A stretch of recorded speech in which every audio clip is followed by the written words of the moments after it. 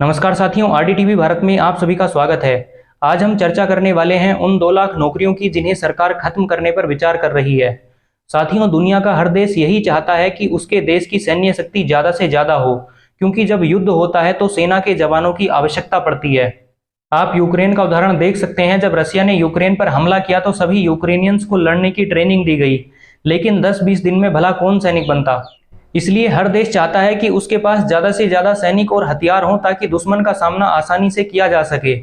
यही कारण है कि रसिया में प्रत्येक रशियन मेल कैंडिडेट के लिए 1 साल तक सेना में ट्रेनिंग करना कंपलसरी है, क्योंकि अगर आवश्यकता पड़े तो रसिया का एक एक नौजवान लड़ सके। लेकिन साथियों, दूसरी तरफ अपना देश भारत है, जहां सरकार आर्मी से 2 लाख नौकरियों को खत्म करने की तैयारी कर रही है। द प्रिंट की एक रिपोर्ट के अनुसार सेना में 12.8 लाख सैनिकों की आवश्यकता है, जो कि पहले से 1,35,000 सैनिकों की शॉर्टेज फेस कर रही है। अब उसमें 2 लाख पर्सनल्स को कम करने की तैयारी है।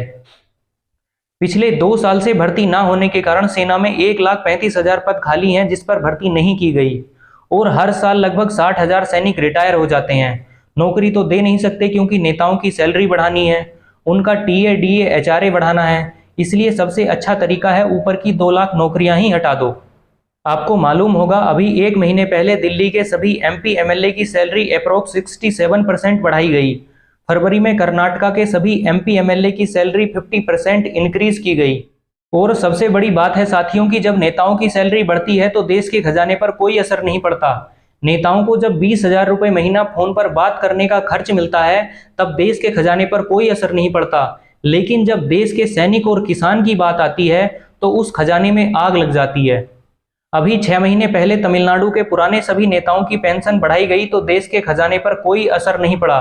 दूसरी तरफ देश का सैनिक जो अपनी जान पर खेलकर देश की रक्षा करता है, उसकी पेंशन ये कहकर खत्म कर दी गई कि खजाना खाली हो जाता है।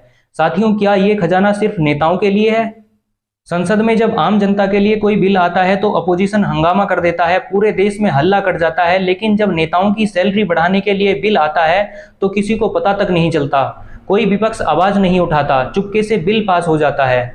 देश में एक तरफ राइट टू इक्वेलिटी की बात होती है, लेकिन वास्तविक धरातल पर समानता दूर दूर तक नजर नहीं आती।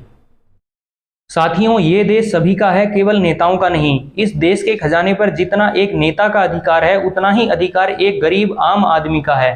इसलिए अपने कर्तव्य को समझिए और राष्ट्र में हो रहे गलत कृत्यों का विरोध कीजिए। वंदे मातरम। भारत माता की जय।